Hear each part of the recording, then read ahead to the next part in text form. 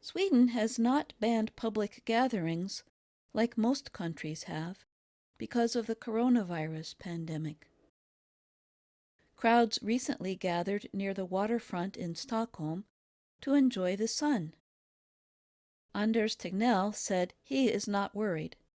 He is the country's medical official leading the fight against the coronavirus pandemic. The 63-year-old has become famous in Sweden.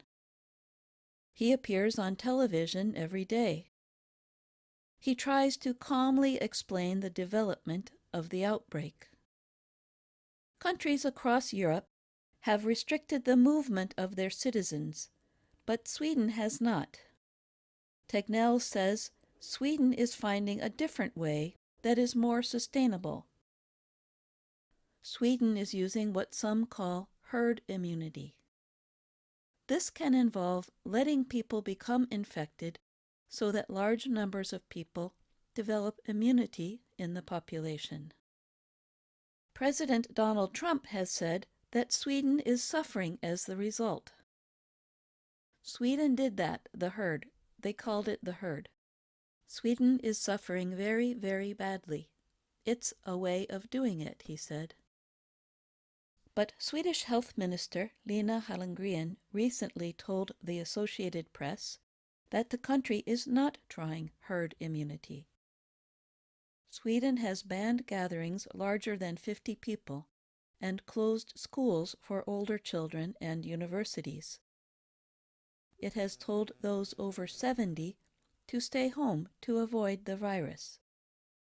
Schools for younger children, restaurants, and most businesses are still open. It appears to be normal life. But financial expert Johan Klockar says it is not normal life. He and his wife work from home and avoid going out. They see few people, and they limit their son to seeing people at school and sports activities. Society is functioning, but I think it's limited, Klockar said. We basically stay at home. Most businesses in Sweden are still open, but the economic cost of the pandemic is already being felt. Last week, unemployment rose by 25,350 Swedes, officials said. It is a greater one-week rise in joblessness than during the 2008 financial crisis. Nearby, neighboring Denmark is already considering reopening society. The country put a lockdown in place 4 weeks ago, closing schools, borders, and businesses. This week, the Prime Minister said acting quickly had helped Denmark avoid the tragedy that hit Italy and Spain. Together, those two nations have had 37,000 deaths. They are just beginning to consider a return to normal life. For weeks, the percentage of COVID-19 cases and deaths in Sweden and Denmark were about the same. But while the economic results of the lockdown are being felt in Denmark, Sweden's death rate is now nearly double Denmark's. After a sharp increase in deaths in Sweden, Prime Minister Stefan Löfven asked for an emergency law permitting the quick closure of public spaces and transportation if needed.